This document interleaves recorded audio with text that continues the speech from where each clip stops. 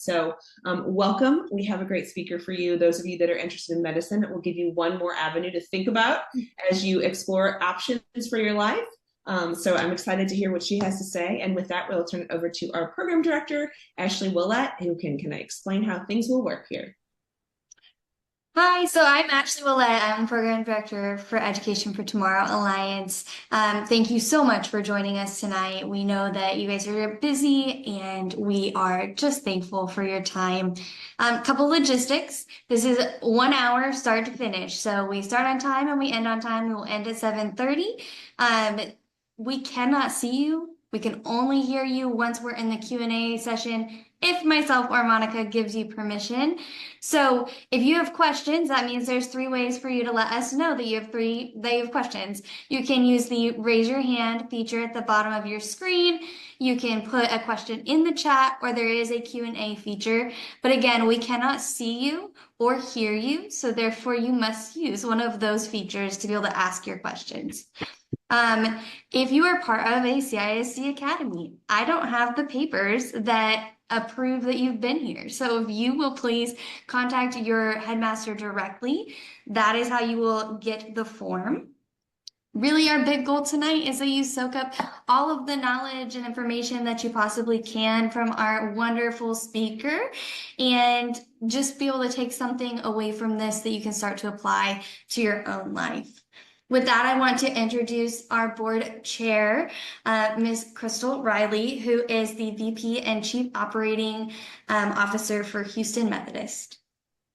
Thank you, Ashley. It's such a pleasure to spend this evening with you and a true pleasure to introduce my colleague and friend, Dr. Ritu Parikh, who serves as our Program Director of the Houston Methodist, the Woodlands Internal Medicine Residency Program. Dr. Ritu Parikh completed her undergraduate education at the University of Illinois Urbana-Champaign with a BA in psychology. She received her medical degree from Rush Medical College and was the recipient of the Peter Economou Memorial Award, which recognized the graduating student who had demonstrated the greatest skill and compassion in caring for patients. She then completed her internal medicine residency program at Rush University Medical Center. After completing residency, Dr. Parikh joined the Division of Hospital Medicine at Rush. In this role, Dr. Parikh held active roles in medical education and quality improvement. She has served as a facilitator for numerous medical student courses, including pathophysiology and applied physical diagnosis, and also served as the M3 Internal Medicine Assistant Clerkship Director. Dr. Parikh also served as the Unit Medical Director. In addition, Dr. Parikh worked closely with internal medicine residents and medical students that have received recognition of outstanding teacher. After her time at Rush, Dr. Parikh joined the Division of Hospital Medicine at Stanford University Medical Center and worked actively with house staff on the Neurosurgical Co-Management Service and was also a member of the Neurosurgery Quality Council. Dr. Parikh joined the hospitalist team here at Houston Methodist, the Woodlands in 2020. Since being at Houston Methodist, the Woodlands, Dr. Parikh has led the creation and accreditation of a new internal medicine residency program, which is currently in its first year. She is a true trailblazer. This is the first community residency program within the Houston Methodist system, and we could not be more proud of all that she has done in such a short time. Dr. Parikh is married, and when she is not busy teaching and being a physician, she is running around with her 2 kids who are ages 3 and 6 and is an active volunteer in our school community. Please help me in welcoming Dr. Parikh.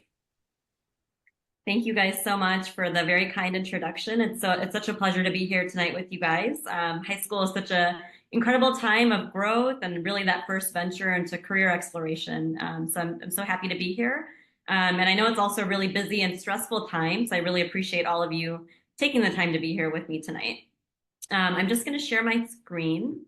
I just have a few slides for you guys.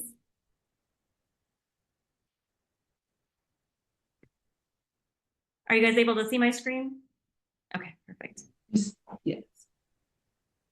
We see it as a presentation. Yeah, there we go. Okay, perfect. All right. So what I thought I would do tonight is first tell you guys about my current professional roles and then tell you a little bit about how I got here and then end with some lessons I've learned along the way. And I want to leave plenty of time to discuss your questions as well. We'll go ahead and dive right in. So my clinical role is what I'm going to talk about first. So my clinical role and specialty is that of a hospitalist. And 50% of my time is dedicated towards this. And so I just wanted to talk briefly about what a hospitalist is and what hospital medicine is. Surprisingly, a lot of our patients sometimes don't know what that term is. And so I just wanted to explain that a little bit. So a hospitalist is a physician that takes care of patients that are in the hospital. They've been admitted to the hospital with a particular condition, and that's where their primary practice is. So in general, hospitalists don't have an outpatient practice, though there certainly can be exceptions. I've been practicing now as a hospitalist for the last 10 years. Hospitalists have backgrounds, they have residency training, and they can be from various different specialties. So internal medicine, family medicine, pediatrics are really common ones. And then hospitals can also have trained in neurology and OB-GYN. And then they practice hospitalist medicine sort of in that specific field. So I did my training in internal medicine, and I work as an adult hospitalist. And internal medicine itself is a specialty that focuses on taking care of acute and chronic disease management for adult patients.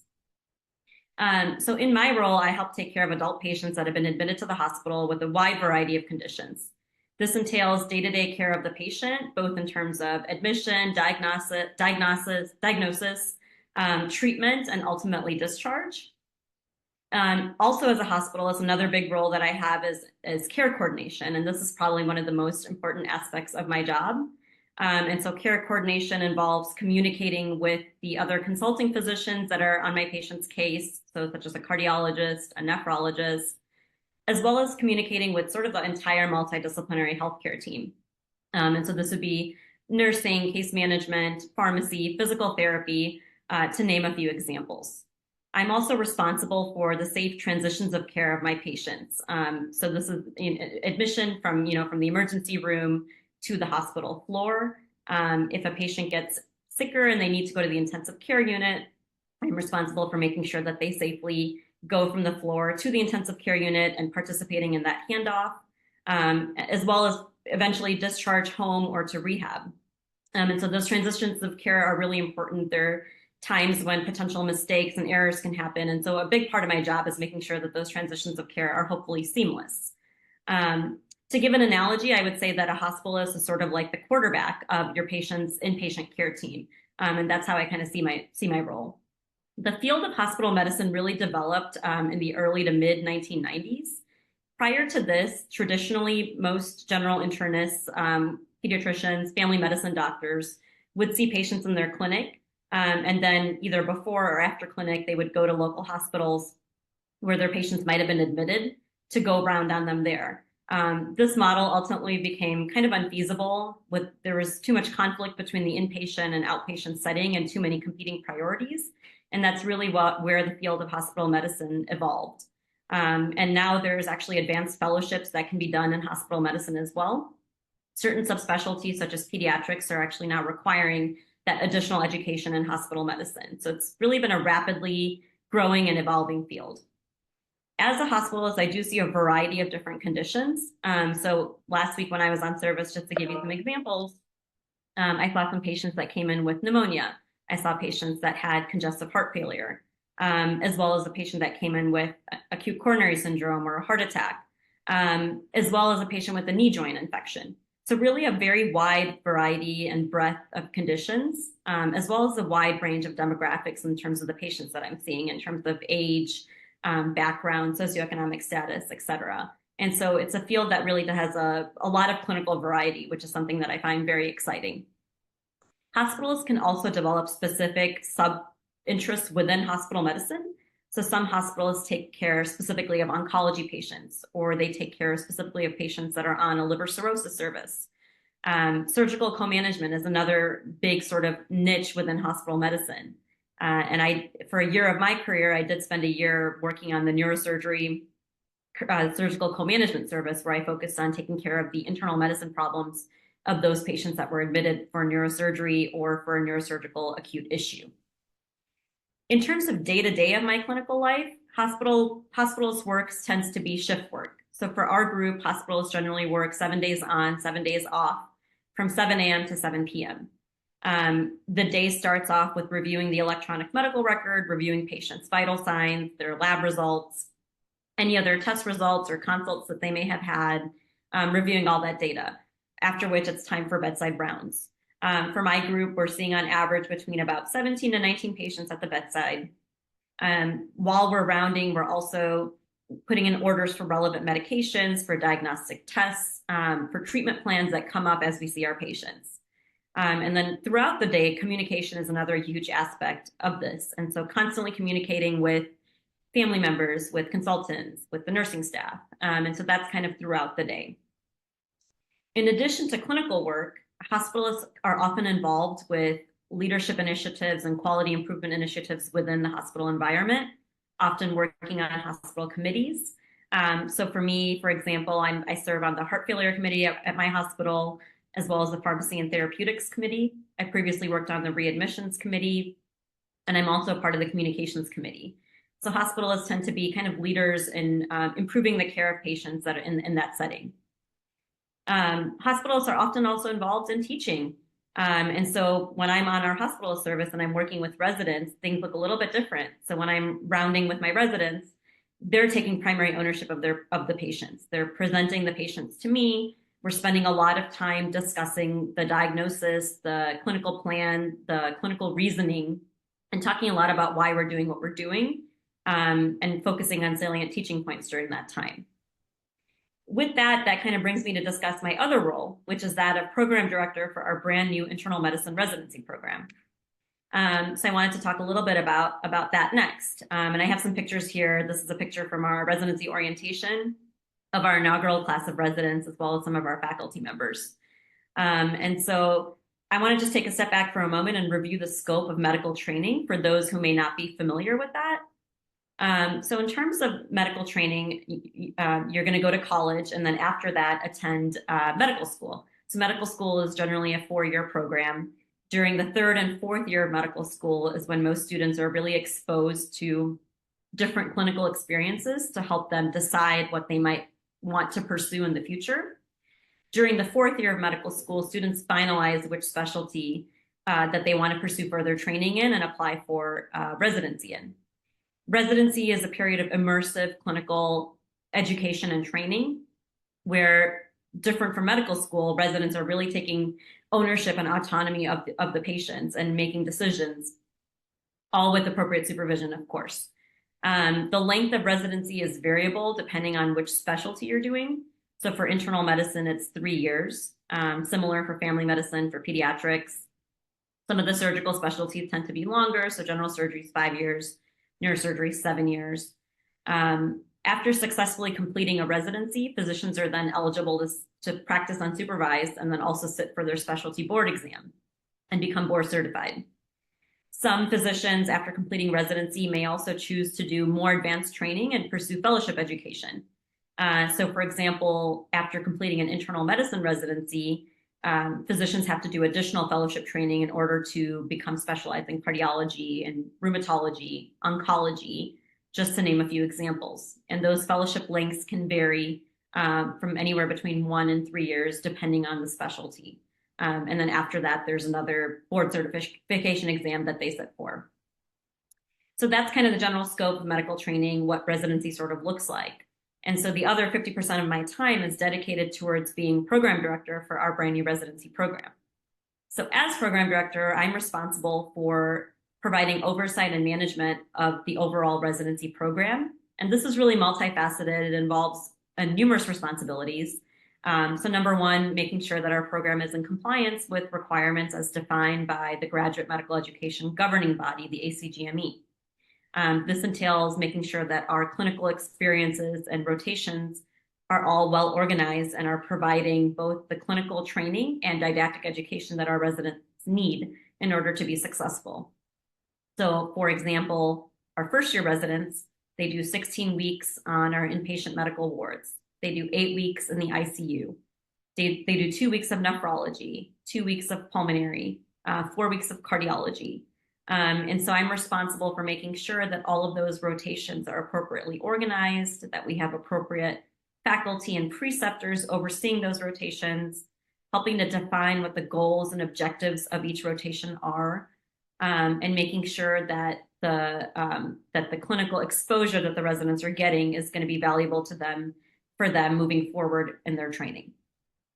Additionally, I'm making sure that there's appropriate evaluation and feedback of our residents, making sure that they're appropriately being promoted from year 1 to year 2 to year 3, and ultimately that they're deemed ready for graduation by meeting all their requirements at the end of their 3 years. I also work very closely with a lot of our faculty members to create a didactic curriculum for our residents to make sure that they're prepared for their board exam. So this includes planning clinical case conferences, as well as topic-based lectures. We also do a journal club. We have a whole quality improvement curriculum that we do. And I've also started a medical grand round series at our hospital as well, which is a big tradition within medicine where faculty and trainees, residents, students all come together to learn about updates, new developments in a particular topic area. And so we'll be coming up on the first year anniversary of starting that grand round series at our Woodlands campus here in February. So that's another aspect of being a program director as well. Something else that I'm responsible for is keeping account of scholarly activity, and making sure that our residents are involved in quality improvement projects, that they're involved in research pursuits, whether that's writing a case report, whether that's doing a study. And for all of those things, they also need faculty mentors. And so it's also working with our faculty to make sure that residents and faculty are making the right connections in terms of scholarly activity, and organizing curriculum to ensure that they know how to ask a clinical question, how to write a case report. If they do want to do a study, that they know what data they're collecting. And so that's kind of another whole aspect of residency training. Another piece of this is also faculty development, making sure that the attendings and physicians that are teaching our residents feel supported and are equipped with the tools that they need in order to do that. So I coordinate with our Office of Curriculum and Educational Development to organize specific faculty development sessions for the faculty members to make sure that they have the tools that they need. Another big part of the job is recruitment. Part of that is recruitment of faculty to make sure that all of our clinical experiences have appropriate supervision and appropriate curriculum. But another big part of it is also recruitment of residents. And so today you caught me right in the midst of recruitment season, which is generally traditionally in the fall for most residency programs. And so 4th year medical students are submitting their applications for residency. This year we received 2,000 applications for the 6 positions that we have. And so it's working with my leadership team to review applications, to decide who are we going to interview. And then we have several interview dates lined up where we're interviewing candidates and then deciding who might be a good fit for our program and who we might rank on our, who we might match on our rank list. And so just if you're not familiar as well, the way that residency recruitment and selection works is something called the match system. And so after the interviews are done, residency programs like mine will basically create a rank list of the candidates that they think would be the best fit for the program. And on the other end, the 4th year medical student candidates are also doing the same thing. And this is all put into an algorithm, and ultimately a match is made. And that's how we find out, who the next class of residents is going to be joining us. And this is something that's done every year. So another big aspect of being a program director. My experience as program director has also been especially rewarding and unique because I led the creation of this brand new program. And I'm going to talk a little bit more about that when I talk kind of about my career path next.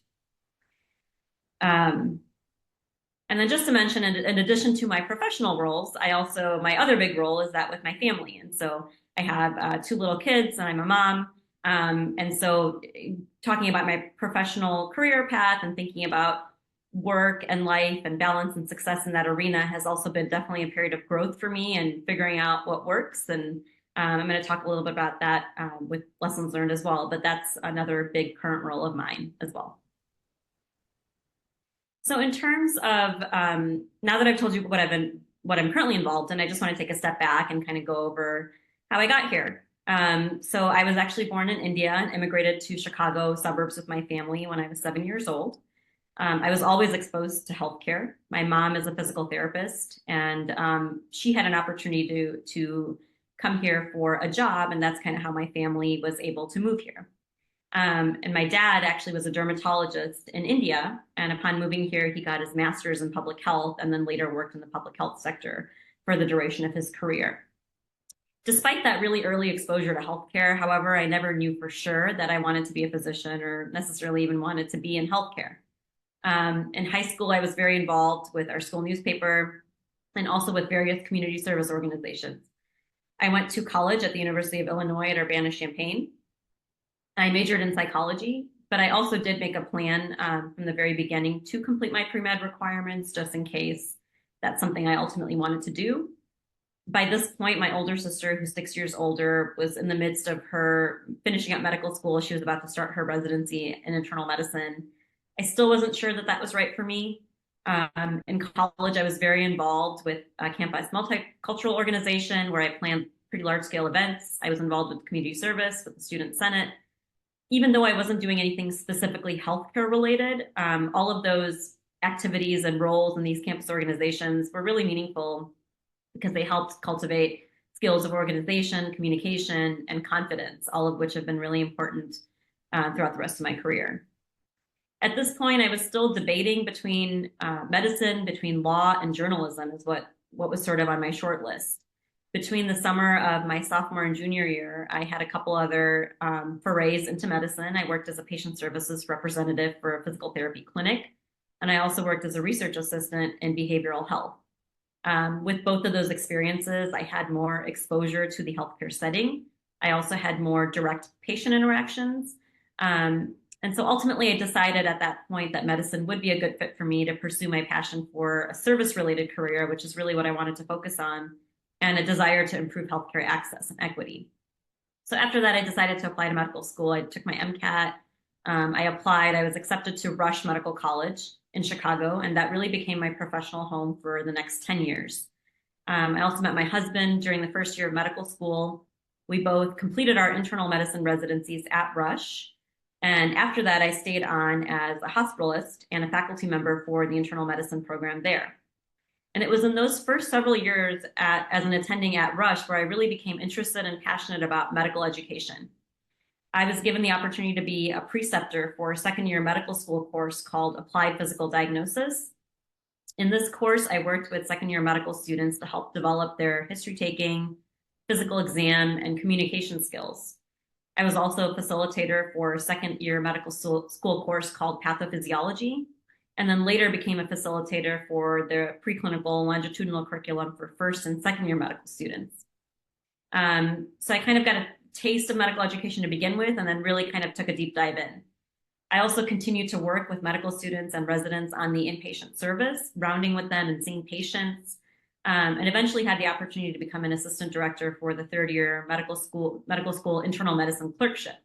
This was an incredible opportunity to really get a sense of what it took to run an elective experience and to understand some of the decisions that went into deciding what the educational didactic curriculum would be, what the expectations of the students would be. And so it was an incredible opportunity for me. In addition to this, I also helped run a physician assistant rotation as well as a fourth-year medical student rotation in quality and safety. All of these experiences were incredibly formative in helping to develop that passion for education, as well as experience with teaching and leadership.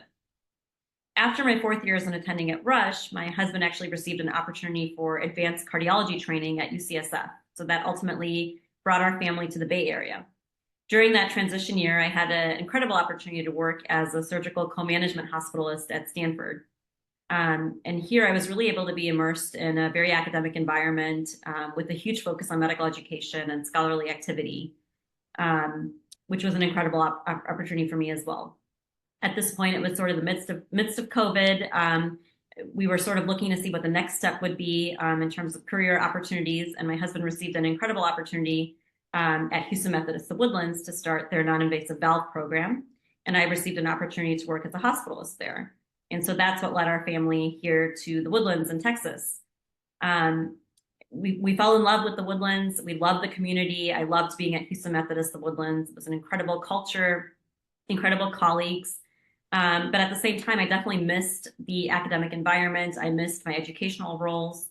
And then during my first year there, leadership shared in a town hall that the Houston Methodist system always had a vision of bringing graduate medical education to its community hospitals. And they were hoping that Houston Methodist, the Woodlands campus, would lead with an internal medicine residency program.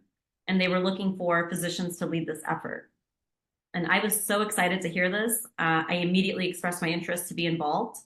My experience with prior undergraduate medical education, my prior leadership experiences, and my passion for this new venture allowed me to be appointed as program director.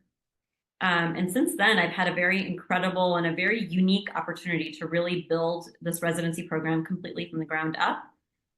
We started this process in 2021, and it was an incredible team effort. We created a mission statement. We had to identify and recruit key faculty members to take responsibility for the required clinical experiences. We had to develop our rotations, what they would look like, what the didactic curriculum would be. We had to develop what our modes of evaluation would be. Another huge aspect of this was also that we were bringing in a training program in a hospital that had never had one. And so a large part of this job was also communicating and educating each department in the hospital about our plans, what to expect, what residents were, what a residency was, and how certain workflows may change with the incorporation of a residency program.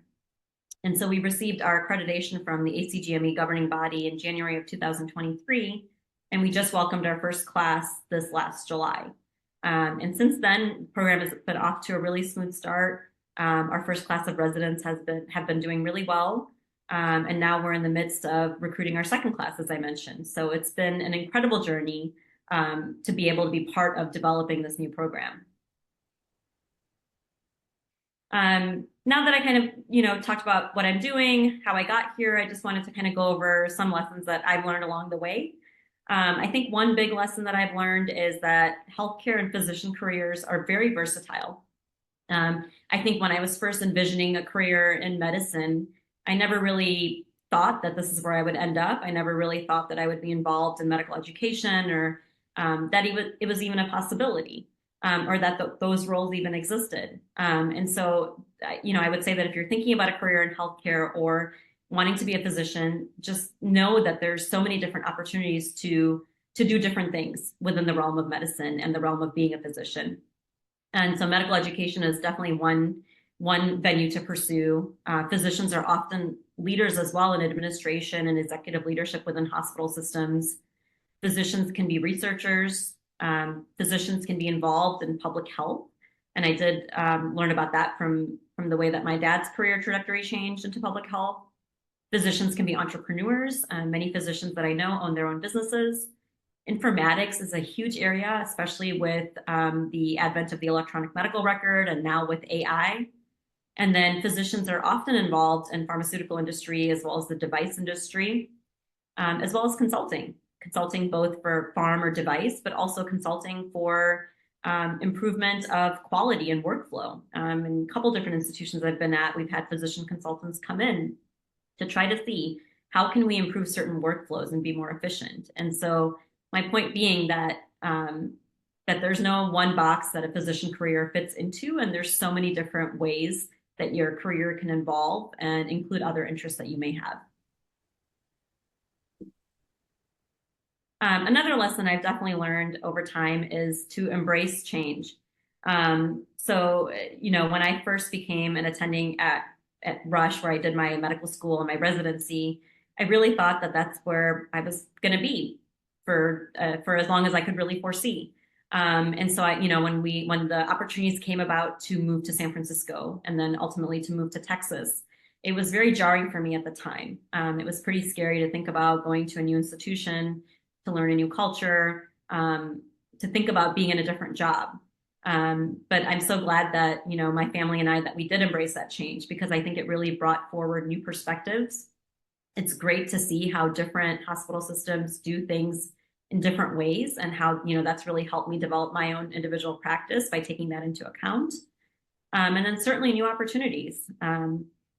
Certainly never imagined myself being in this position here in Texas, but I'm so glad that, like I said, that we embraced that change and saw where it brought us. And so even though it can be uncomfortable to kind of be out of that comfort zone, and to do something different, I think ultimately it's really great for personal and professional growth. Another lesson that I would say that I've learned too is that I think if you're earlier in your career and you really want to develop professionally, you're interested in leadership, I think it's really important to take advantage of opportunities and really consider saying yes. And of course, within reason, of course, you want to take into account your personal priorities and your well-being, but certainly early in your career, if people are giving you opportunities to try something, to do a particular role, it's really important to say yes, to one, so you can understand what you like within a certain field, you can get and develop your own sort of personalized niche. And then also because you're going to be thought of next for potential positions or opportunities that come up. And so I think early in your career, it is important to think about saying yes. And I think later, once you've sort of decided what your particular interest is, what you want to kind of set your niche to be, that you can then learn how to say no and set boundaries. And so, but I think early in your career, it's important to consider saying yes. Another big lesson is really to prioritize teamwork and communication. And this may seem really obvious, but I think that these skills this does take skill, and it takes time to develop those skills and to really work well within teams. And this is really important, I think, ultimately in whatever career you pursue, but I think especially in healthcare as well. This is a picture of our residency orientation. And in this picture, there's a few other faculty members that have been really instrumental in helping develop this program. And also our program coordinators, which there's no way that this program would operate without them. And so just to highlight that it's really important to be able to work well with people within teams, and that'll really take you far. Another lesson is, for me personally, is don't fall into the trap of imposter syndrome. I don't know if you guys have heard about this or not, but I think this visual really illustrates that, where the assumption is that you feel like, that you don't know as much as other people, and the reality is something different. And I think it's easy to fall into this as a new attending after finishing residency. I think initially when I was given this opportunity to be a program director, I definitely felt this way. And so I think it's important that, if you are feeling this way, to lean back on your skills, your training, be confident, and lean on the support from the people around you, and not let yourself fall into that trap. And then finally, I think another lesson that I'm still working on learning is sort of this elusive work-life success. And I think it's helpful. I like this image because I think if you think of work-life as a balanced scale, you're almost setting yourself up for a little bit of failure, because it's very hard to keep that scale completely balanced all the time. There's certain days where the balance is going to go one way and certain days where the balance goes the other way. And so I really like this little Venn diagram where things are more integrated, and work-life success is dependent on satisfaction in your career, your home life, focus on your well-being and health, and having that community and support system and all of that coming together. And I put this picture of my daughter. She wanted to be a doctor for Halloween. And it made me really proud, because she didn't see my career or me being away for my work as something negative. In fact, she loves playing with her doctor kit, and she loved dressing up as a doctor. And so I thought it was a nice little illustration of something that I thought was a nice example of work-life success. And that's all I had. I want to leave time open for any questions you guys have. I did put my email address on here, and so even after the session is over, if you have questions about careers in healthcare, about physician careers, about medical school or residency, please feel free to reach out to me, and I'd be happy to connect over email or talk more. Thank you so much.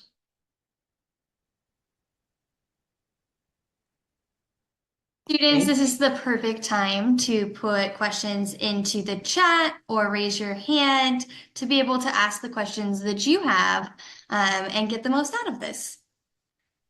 I'm going to go ahead and kick things off. I think so. We do internships, and one of the things I think is always neat when students see, like, for example, private practice, right? Because they start to get an understanding of not only that medicine is the big deal, you need to be very good at that, but also all these other skills that are important in terms of running a business.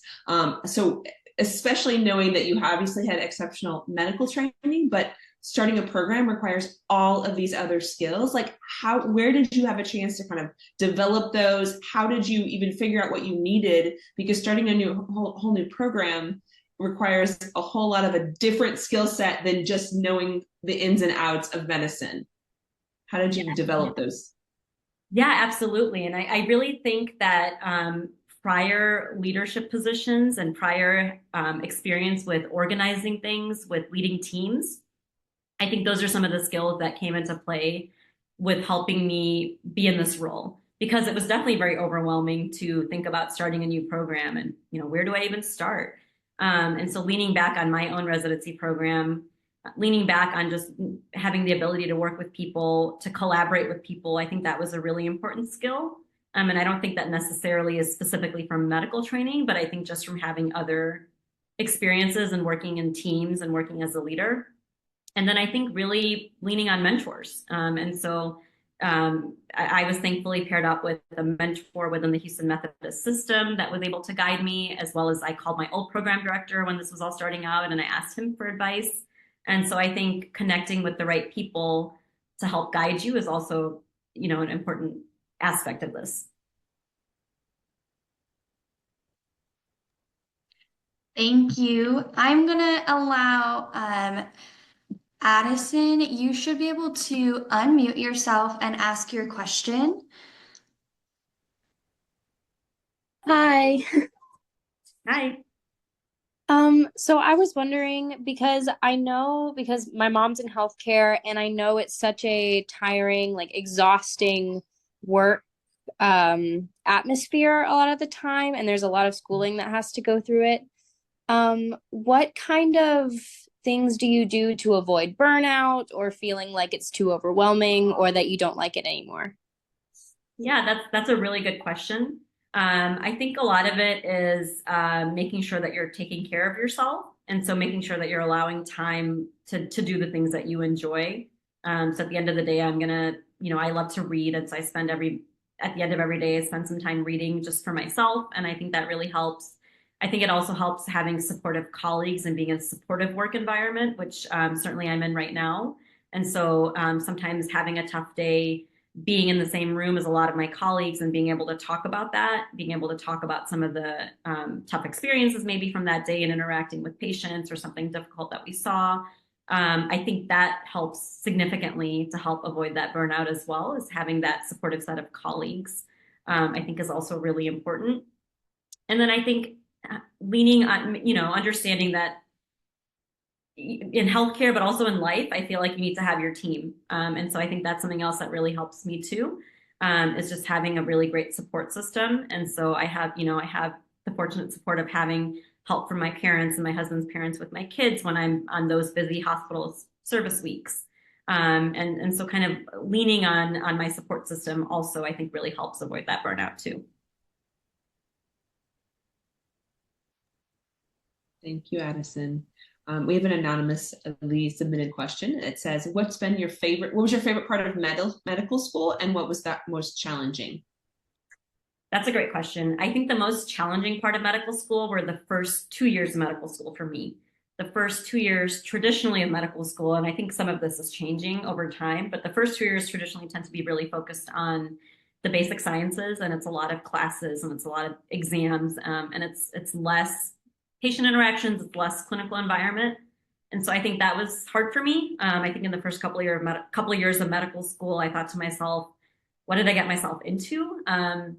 Is this what medicine is? And then I started my third year, and then it was completely different, because then I was in the clinical environment. I was doing rotations. I was actually interacting with patients. And so I think that was one of my favorite parts of medical school, was definitely those clinical years.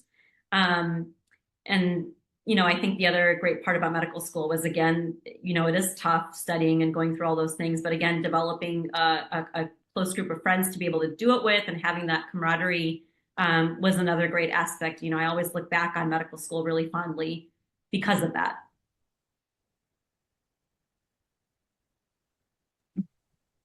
Thank you. I am going to let Japesh, you should be able to unmute yourself and ask your question.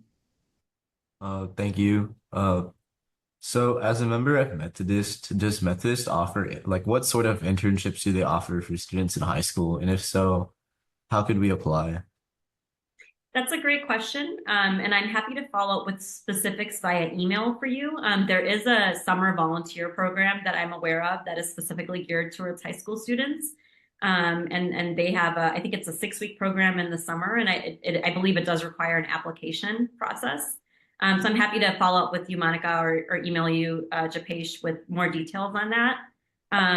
That's kind of the main thing that I'm aware of from the system level at Methodist. But there could be more opportunities. I'm happy to try to find out for you. Okay, thank you so much.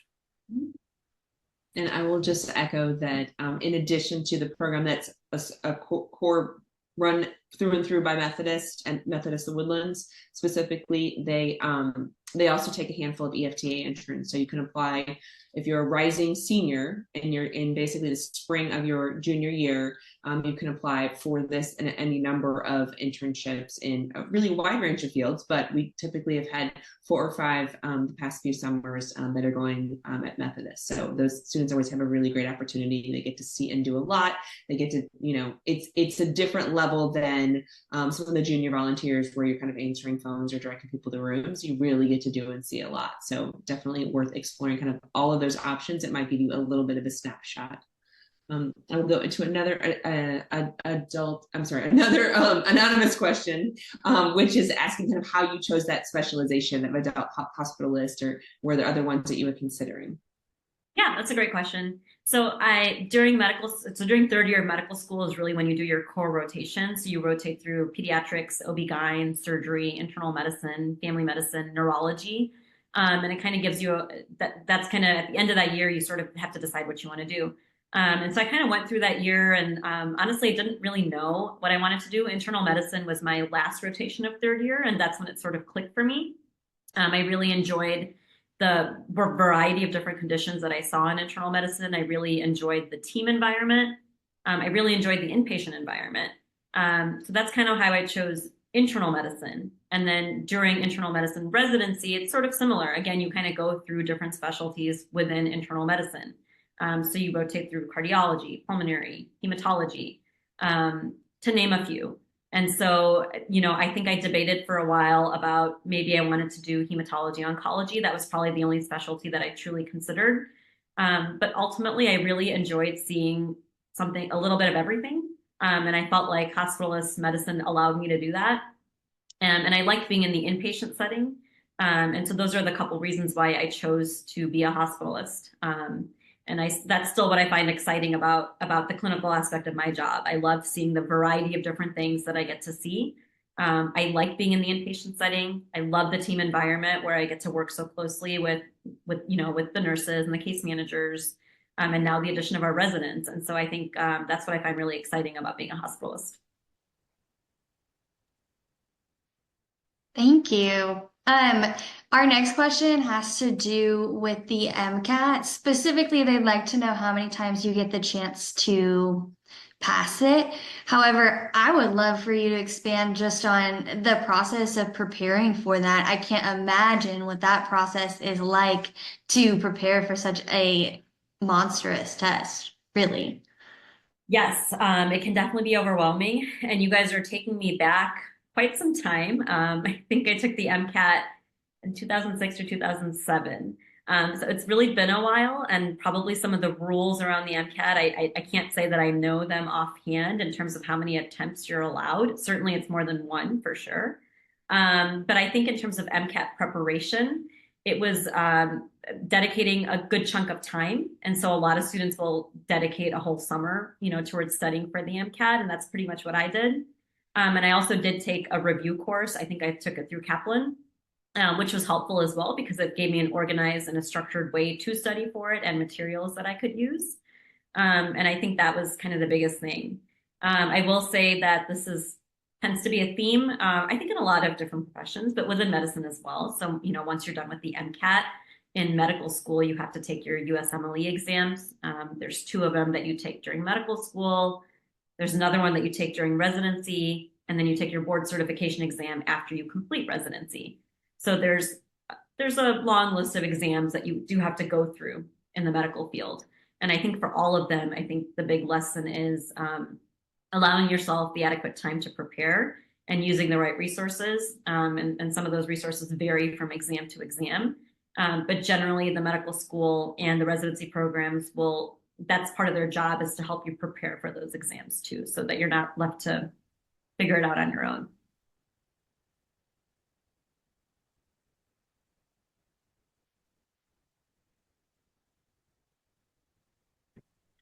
Okay, I am going to let Ayan over. You should be able to unmute yourself and ask your question.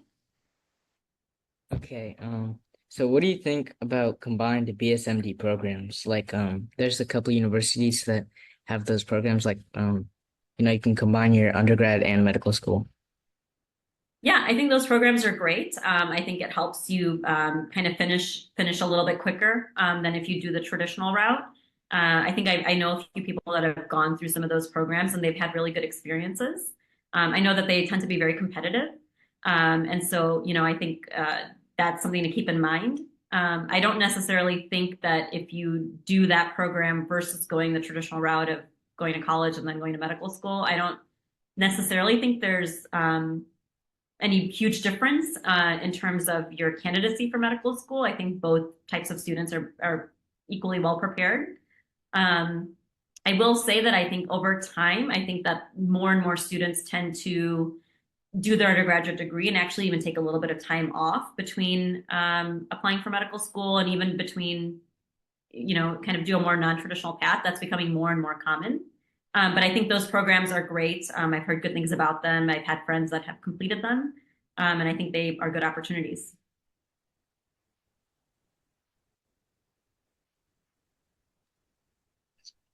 Thank you. We have Arnav. You should now be able to unmute yourself and ask your question. Hey, so I was just wondering, like, during the Methodist summer program, do students get to do rotations? And like, how hands-on is it? I believe with the summer program that you do go through different areas of the hospital. I think that students are assigned to the emergency room and to other areas of the hospital, and I believe that they do switch around. I don't think it's super hands-on in terms of in terms of interviewing patients and doing sort of that more medical aspect of things. I think it's sort of helping out in other ways, as far as I know. I think Monica might have more information, even more than me, about the program, because I'm sure if you do, not sorry to put you on the spot, but that's as far as I know about it. Okay, cool. Thank you. Your best bet is to check the website. So St. Luke's so St. Luke's has a summer program where they match you for 1 week with a specific doctor. I believe it is 6 or 8 weeks. The one at Methodist, it is a complete application process that you need to go through. I know that they include, in addition to kind of having the group do different rotations, they have different speakers. So I had the chance to sit in on one that the CEO was speaking to the students for over at like kind of a lunch and learn. But those are typically going to be posted in the spring. Most of them are really targeted at older students, so juniors and seniors, but just look and see what the options are online, because some of them might be 10th through 12th grade. So just like I said, you're going to have to do a little bit of your own research, but they kind of each offer something a little bit different, and they all require an application.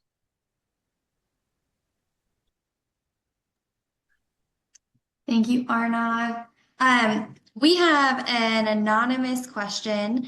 It says, what are some applications of the latest technology, including AI or biometrics, that you see on a daily? And what would you recommend students start to do to be able to pursue that secondary education?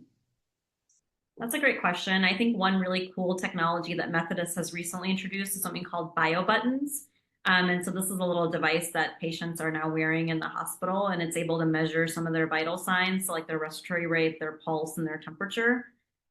Prior to us having these bio buttons, patients would be interrupted more often by nursing having to go in and physically do those vital signs.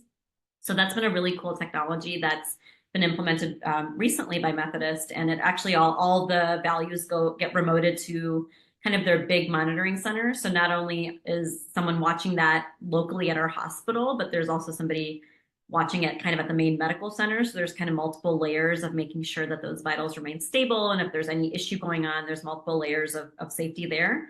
And it's also really nice for patients because they don't have to be interrupted as much, especially when they're sleeping overnight, which is a tough thing to do in the hospital, to get their vital signs taken. So I think that's a really cool technology that we're seeing now.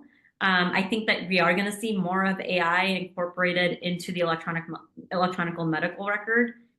There's not a huge component of it right now, as far as I know, in Epic, but that's what we use.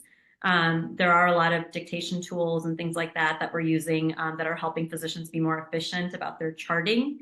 I think those are a couple examples that I can think of. I think there's specific health informatics training programs that can be done and health informatics fellowships that are available.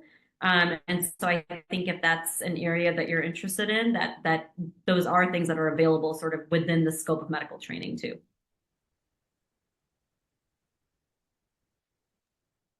Welcome back, Japesh. I saw you had another question. Go ahead, ask your question, unmute yourself. Thank you. I think you might have touched a little bit on this, but as a physician also, how could you further incorporate entrepreneurship into your work? And another question is, as seen the past few years, hospitals the owners usually have their hospitals run with less staff due to employment issues. So would it be possible to have achievement mobility where a physician could make decisions for a hospital as they work there longer? So in terms of entrepreneurship, I think the way that I see a lot of physicians involved in entrepreneurship is physicians that own their own practices. That's really essentially running your own business and thinking about your business practice model and how you're incorporating all of that into it. I think a lot of physicians are also, if they're interested in sort of that healthcare administration piece of things, I think that we're seeing a lot of physicians that are also going back and getting their education and getting their MBAs, so they can have more of an expertise in sort of that healthcare administration role. And so that's another, kind of venue where that comes in. I don't know that I fully understood your second question. I don't know if you don't mind repeating it. Oh, yeah, I worded it so wrong. I apologize. Okay.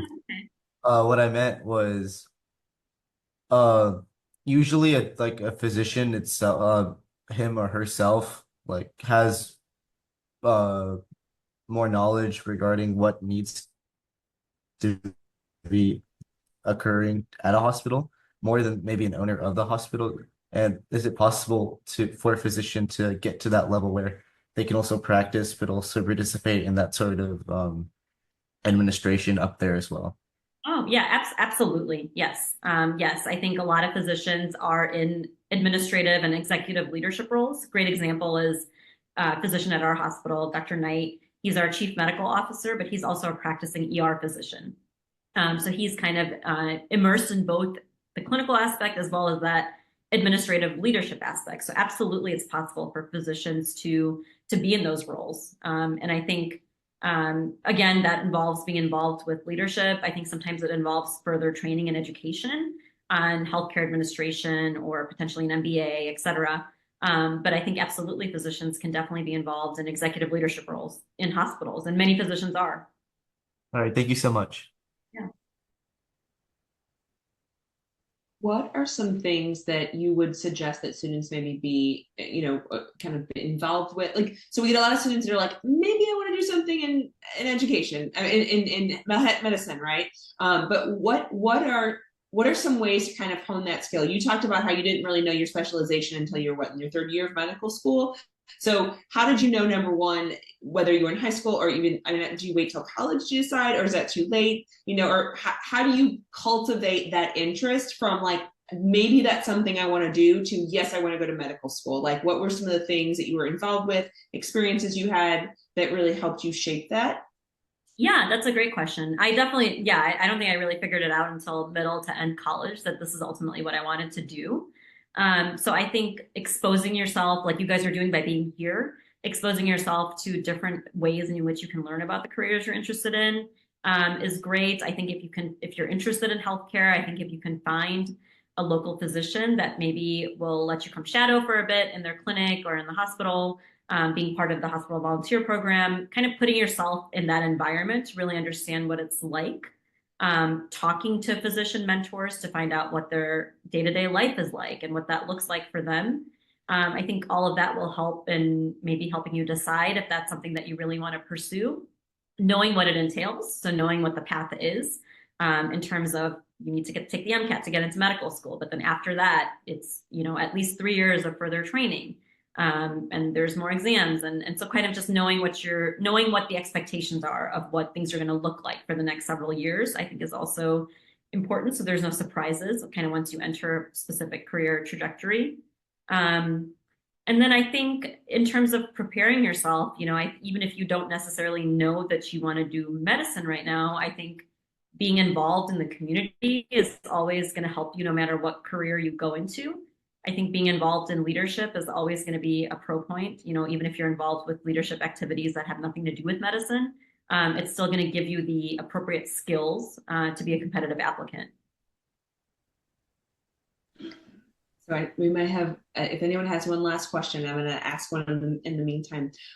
We get a lot of students that are very good at what they do, but their version of a team project is I'm just going to do it myself so that it's done exactly how I want it to do. Can you talk a little bit about kind of collaboration and teamwork, and especially in the type of program that you're running, how critical that is or maybe isn't? I think it's absolutely very critical. I think, like I said, I don't think anything can really be done in isolation. And I think that if you have that ability to work well with people, I really think it'll take you very far. I think it's very important to understand the perspectives of, even if you're working on a project, understand the perspective of the other person in your group. They've had a different experience than you, they've lived a different life, and maybe they're looking at an issue in a different way. And I think that can be very valuable. People have great ideas with kind of their own life experiences. And so I think bringing other people's perspective into account is really important. Not just with the residency program, but also even just in terms of the clinical healthcare environment. I mean, there's no way that it could function without that team involvement. I cannot alone take care of my patient. I need my nurse. I need the case manager to help me with certain things. Everyone has their expertise and what they bring to the table. And so I think it's really important to understand that, that the other members of your team, whether it's for a project or whatever, they all have something valuable that they're bringing in. I think you touched on this a little bit, but someone is asking kind of the role of robotics, the role of technology in your everyday. You talked about it a little bit. Is there anything else you would want to say about like how might students learn about, learn about technology, engage in technology that would set them up well as they think about a medical career? Yeah, that's a great question. I don't necessarily think I specifically have any other day-to-day technology that I'm currently using. I think there's been significant advances in the medical field in terms of the device industry. There's lots of new devices that are being used in various fields. I think there's lots of new robotics and equipment that's being used in the OR field. That's not my area of expertise, but certainly I think technology is ever evolving. And so I think that, I think if students have an interest in technology, I think that there's great partnership of engineering and healthcare, and there's so many ways that can be a career path as well. Texas A&M has specifically an NMed program where it's an engineering MD degree, and so I think I think it's a really cool program. And so I think if that's an area of interest, there's definitely ways and venues and programs out there that help you combine those two passions. And I'll wrap it with our last favorite question. What advice would you tell your 17-year-old self? Oh man, that's a hard question. 17-year-old self. I would probably say, I think even at 17 years old, I did not like change. I did not like going out of my comfort zones. I think I would tell my 17-year-old self that sometimes you got to do it and it's going to be okay. And it's maybe going to give you something that you weren't expecting. That's going to be wonderful. The Amazing. Thank you so much for your time this evening. Students, if you will please help me thank our wonderful speaker this evening in the chat. If once you've done that, please exit. There is a survey in the chat. If you will please take a moment to complete that on today's distinguished speaker and be able to give us some feedback on how we can do better.